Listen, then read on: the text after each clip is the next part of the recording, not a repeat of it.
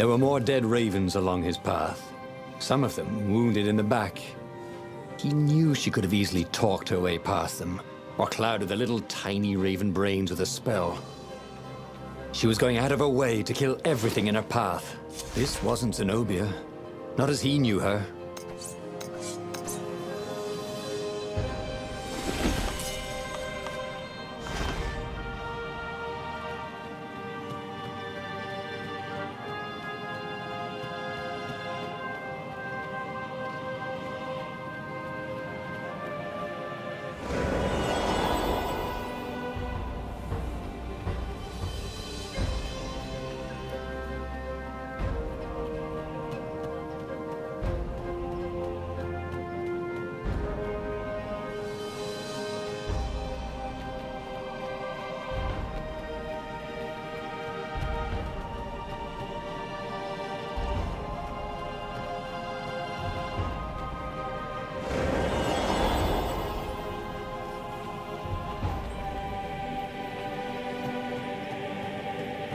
The portal was heavily guarded.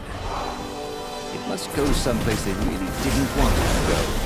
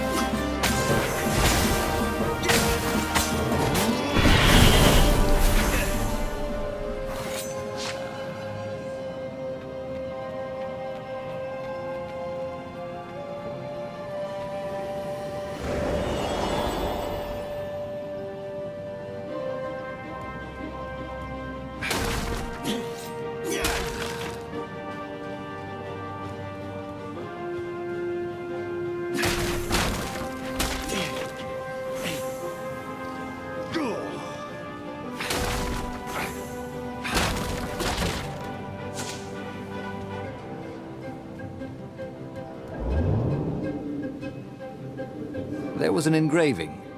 Maximum capacity, 130 people.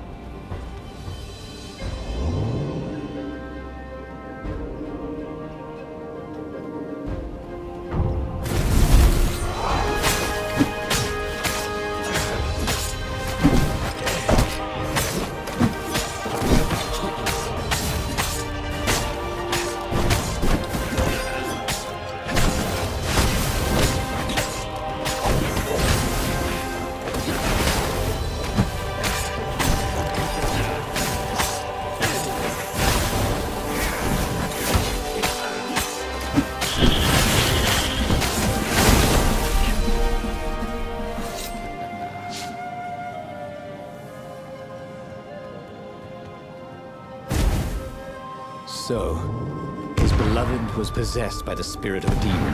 That's what it meant to be a hero. To brave the darkness in your loved one's soul. To have faith there was still good in her. To help her out of that darkness, no matter what the cost. But what? What could he do? She'd kill him if he tried to take the Iblis stone from her.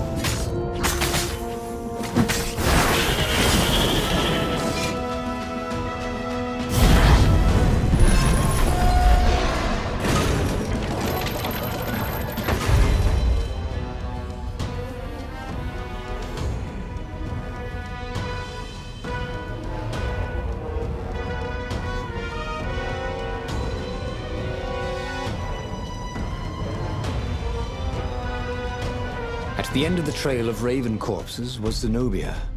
Her father was frantically rigging a strange apparatus wrapped around a glowing core. "Don't do it!" he shouted. "You'll hate yourself in the morning! Stay back!" She screamed in a horrible voice he'd never heard before. It froze him in his tracks. The Emperor stared at him.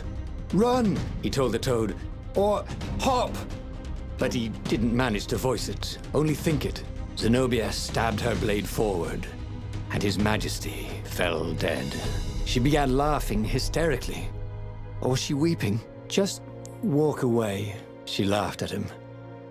"I've no more use for you." There was something he needed to do, but he couldn't figure out what it was. So he did as he was told. As he walked away, he felt a chill in the world. The light in the sky seemed to dim. He didn't dare turn. He had a nagging feeling there was something he should have done just then. Something heroic. But he could not have taken the Iblis stone from her by force, and she would not have parted with it willingly. A cold wind blew from where she had been, but he still didn't dare turn. And then, an awful laughter filled the air, and all the torches and all the ships went out, and he realized what he should have done. But by then, it was too late to do anything. He should go back to some of the choices he'd faced before. Maybe there were new paths that had opened up, like those doors he was opening up all over the map that took him to new treasures and around his enemies. But he'd learned another true thing. Zenobia still had feelings for him.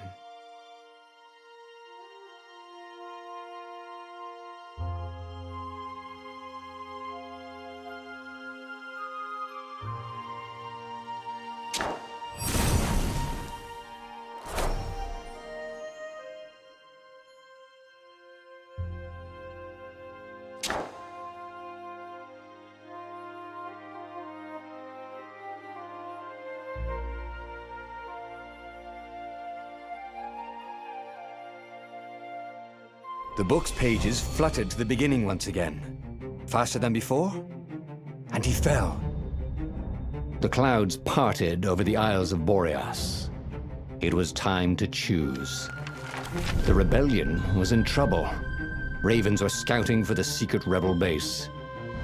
They needed a game changer. Pieces of the Sky Ripper had surfaced. Renato knew that using it could go catastrophically wrong, but he was sure he could figure out how to use it safely. Also, a temple had risen out of empty desert. The Iblis stone was hidden there. It was a dangerous artifact.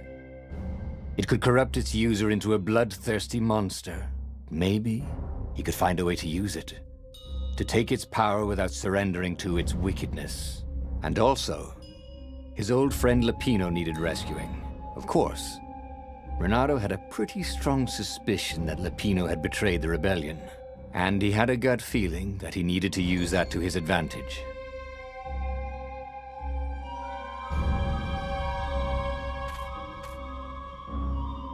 Renato finally realized that Lapino was a traitor to the cause, and maybe Renato could use that somehow. Renato couldn't quite put his paw on when he'd realized Lapino was working for the Empire. He'd never exactly seen Lapino sending coded messages to the palace, but he was sure. The rabbit had been on too many disastrous missions where he was the only survivor, or where he accidentally missed getting on the boat that went down to the abyss in flames. If Renato could prevent Lapino from getting back to the fleet with all the intelligence he'd probably gathered, it might be worth the trip.